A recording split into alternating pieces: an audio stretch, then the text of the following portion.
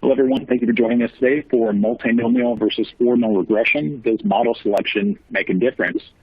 My name is Corey Ledbetter, and I am a data scientist, consultant, and adjunct professor of applied data science at National University, where I also received my graduate education under the tutelage of Dr. Tyler Smith and Dr. Anne Maria DeMars. I also sit on the WILS 2020 Open Source Advocacy Committee, which, WILS may or may not happen this year, depending on how COVID continues, but I invite you all to join us in San Diego, of course, pending whether or not that occurs. We'd love to have you on this site. You don't necessarily have to be from the West Coast to attend, so all you East Coasters come on out, get some sunshine, and we can all shave off our apocalypse beards together.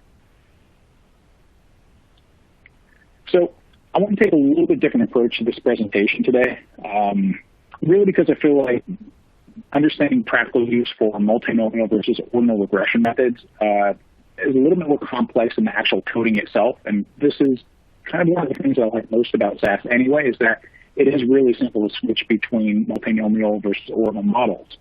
And while both models, perform well, the user intent, like what you want to present with your model, is really going to dictate which one is best for your use. So that's what we're going to talk about today, and we're going to explore, how to use each, and we're going to present our models alongside a problem, and then again with the solution. So that being said, let's start by addressing sort of a common problem in data science. And I know that these are being recorded, so you probably probably wouldn't help to see a show of hands, but I'd like you all to think about a time where you had a conversation with a colleague or a boss or a client, and you wanted to leverage data to identify a problem or a solution or all of the above, but they weren't really sure how to begin. And this is a question that I get all the time, actually, with my clients, is we want to do data science, but we're not really sure how to start. So I want to sort of deconstruct this a little bit, because, we can all empathize with these clients,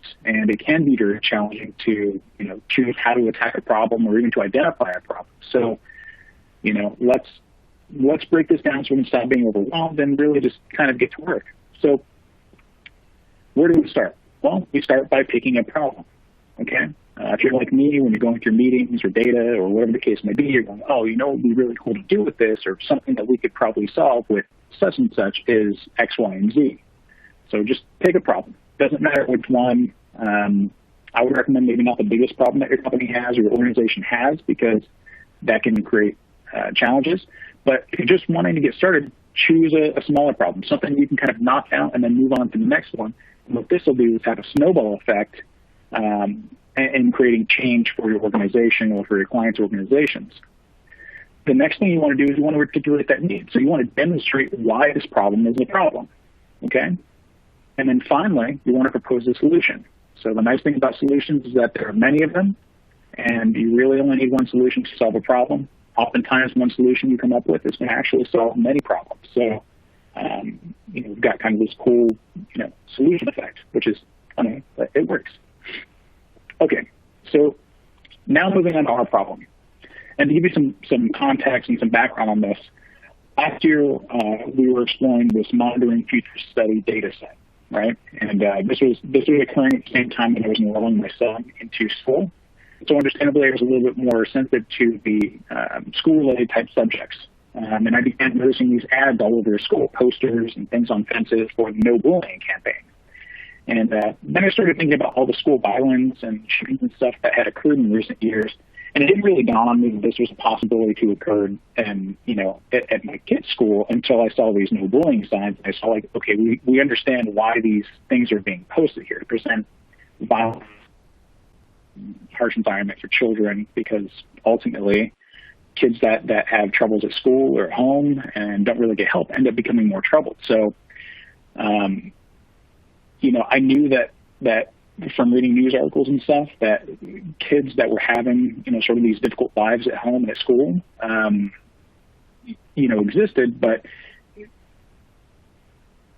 while the schools were really now sort of taking these proactive measures to teach kindness and discourage, negative behaviors like bullying, many kids who really kind of need this support activity didn't really get it until it was too late, and they weren't identified until one of these violent acts was committed. So, what I started to wonder, my hypothesis was, can we identify kids who need this support using data points that are available really at every school? And I thought, well, if there's a data set that would support that, it's going to be the monitoring futures study. And so our problem was troubled kids that don't get help become more troubled. And the monitoring futures study investigates essentially changes in the beliefs, attitudes, and behaviors of young people in the United States. And this is actually pulled directly off their website. In recent years, the U.S. has experienced tremendous changes in public opinion towards such diverse issues as government and policies, alcohol and other drug use, gender roles, and protection of the environment. And this study looks at all of it and basically makes an ideal data set for the problem at hand. So now we have our problem. Now we have our data set. What's the next step? Well, we want to articulate the need. So in our case, articulating the need might be, how can we show the school board or parents or local governments that we suspect a problem exists? So we have to show them the data. And you need to show them the data because it's really easy to say, like I did, yes, this is a problem. We're aware of it, but not at our school, not at our town, not at our neighborhood, okay? So the big question again, how do we show them the data? How do we show them this problem? So do I use, as a data scientist, I'm thinking about what visualizations make the most sense. I know are too. So do you use a multinomial model? Do you use an ordinal model? What type of visualization will best communicate the need? Well, if we want to articulate a multifaceted problem in a binary fashion, for example, can we identify kids that need behavioral interventions, yes or no, then multinomial is probably not the best choice because multinomial is more of a prescriptive utility, whereas ordinal is more of a descriptive utility. And a lot of this has to do with how the output is formatted, in that ordinal is more for like a higher level perspective, a top-down view, and multinomial starts getting into a more granular view. And let's explore ordinal modeling a little bit. So ordinal modeling is a type of regression analysis that's used for predicting an ordinal variable. An ordinal variable is a variable whose value exists on an arbitrary scale where only the relative ordering between different values is significant, such as low, medium, high, low, moderate, high, as we see in our slide here. So in our case, in our sort of use case here, what level of risk, low, medium, high, does a student's behavior present? And won't worry about these other examples here, just because I don't want to get off into the weeds, but the point is you want to use ordinal modeling for presenting a high-level view of the problem. Okay. So this is our ordinal modeling output and visualization. And again, I want to point out that ordinal modeling is descriptive. So what we're doing is we're looking at a problem here. What we're doing is we're showing that there's an association between several factors that we selected from our domain. In this case, it's letter grade, how much time is spent alone after school by the student, and the level of parental communication the child has, and the likelihood of a behavioral intervention, which in this case is an unwanted office visit. So the frequency of poor behavior, for example, impacting the student's education or the classmates' education. Well, it's clear that this exists. This is a very easy model to read, and we can see here that students that tend to be in the office more tend to have lower grades and tend to have less parental communication. Okay, so what this doesn't tell us is why the correlation exists, only that it does. So let's dig into this a little bit more. And there we go. All right, so just to recap. So far, we've suspected that a problem exists. Okay, and so we created our hypothesis that kids that have problems that go unattended tend to have greater problems, right? So kids that don't get help become more trouble. We've articulated that need by using our ordinal modeling output. Okay, and what's next is that we want to find a solution. Okay, And for our practical use case example here, this is where our multinomial modeling comes in. So let's go ahead and talk about multinomial modeling. Multinomial modeling is basically a type of regression analysis that's used for predicting dependent variables with more than two possible outcomes. So, for example, scoring the need for behavioral interventions according to a predictor variable, okay? Multinomial is appropriate for this type of investigation because it avoids the sort of like one-size-fits-all solution, and it provides a detailed drill-down type perspective for our problems. So in other words, multinomial can be thought of as being prescriptive, okay, and that you can use it to develop a matching solution for a multi-spectrum problem, okay? So let's move on. So this is our multinomial model output, and for whatever reason, you guys can't really see the bars that I put up here. What I'll do is let me see if I can share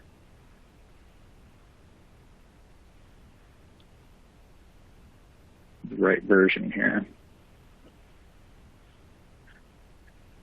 Okay, so you guys should all be able to see that now. So what we're looking at here is basically students with A's compared to students with lower grades according to the frequency of office visits, okay?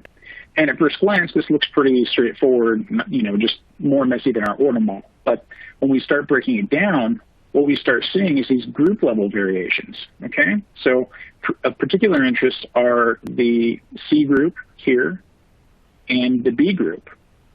So we see the students with C's are at a slightly greater risk for needing behavioral interventions than students with B's. Very, very interesting, okay? And students with B's, interestingly enough, are more likely to be in the office less often, so more seldom, than students with A's. And this is counterintuitive at first glance. Why would students with B's be in the office, you know, more or need behavioral interventions more than students with A's? Well, let's think about it. So maybe this really isn't that far out. But this sort of modeling effect, and again, I want to point this out up here too. So this effect can be seen again with the level of parental communication and the frequency of behavioral intervention. So students with no parental communication or moderate parental communication tend to find themselves in the office more.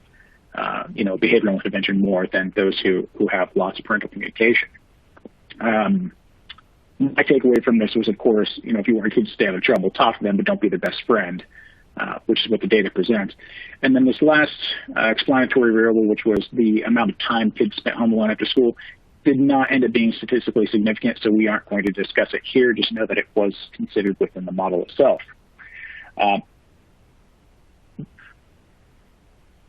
Back to it. So let me stop this screen share. We'll give that a second to pop off. There we are. Okay. So taking our multinomial modeling here, what can we use this for? What can we make of this information? Well, what we can make of it is we can use our multinomial model to develop a selected prevention program to target elevated risk groups and provide a level of intervention that's appropriate for the individual. So in practice, this would mean something like allocating resources like staff or maybe a counseling program, after-school program, whatever the case may be, where it's most needed. So for the students who most need it. And as we saw, the B's would need it more than the A's, and obviously then the C's and the D's would need it increasingly more based on that. And I'm sure other factors would be added in a real practical use case as well. But it illustrates our point. We've now presented a solution, which in our case was a system that IDs kids with varying levels of behavioral intervention. So scoring system where we can present these additional resources to the individuals that need it most or at a level that's appropriate for them. And the cool part about our regression approaches is that it doesn't have to be limited to school behavior, right? So it could be extended to customer, member, or employee data where various levels of intervention or attention are warranted. So our summary about ordinal and multinomial modeling is that ordinal is more descriptive. It's for high-level views, and multinomial is prescriptive. Okay? So let's go ahead and start talking about some of the coding. What makes the difference? What makes a multinomial versus ordinal modeling? So we're going to start first with our ordinal regression. In both models, we're calling logistic regression here on our model that is titled NPF. And we're calling descending on this because proper logistic models ordered values in an ascending order. All right. The plots function calls odd ratio plot, specifically so we can compare outputs visually rather than a table.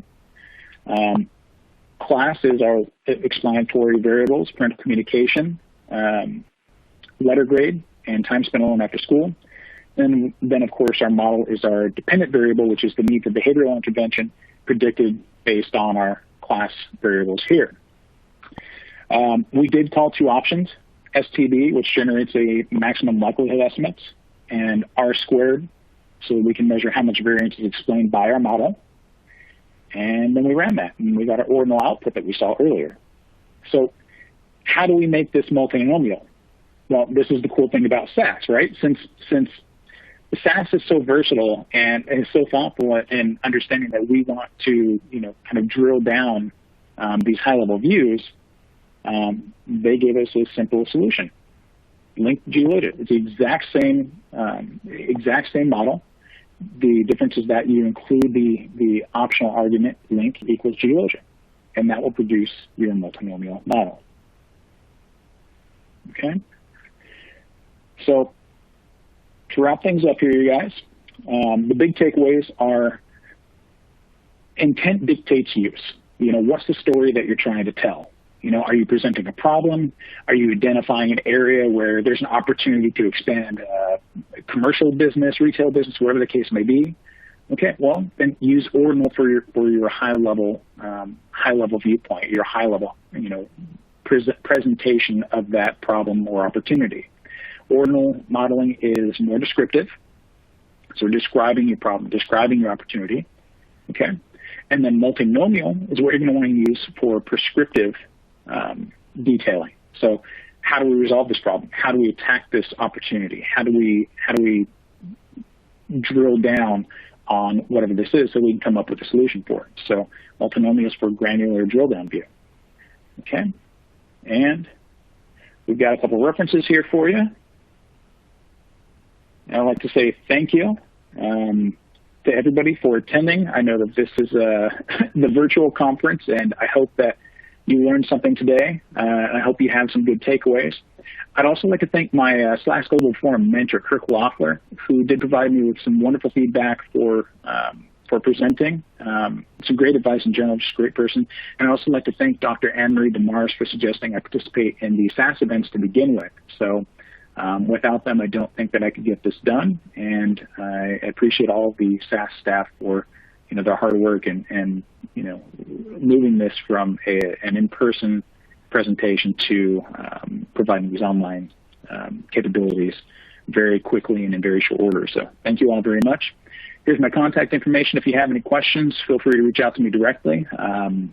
Thank you very much. I hope you have a great day.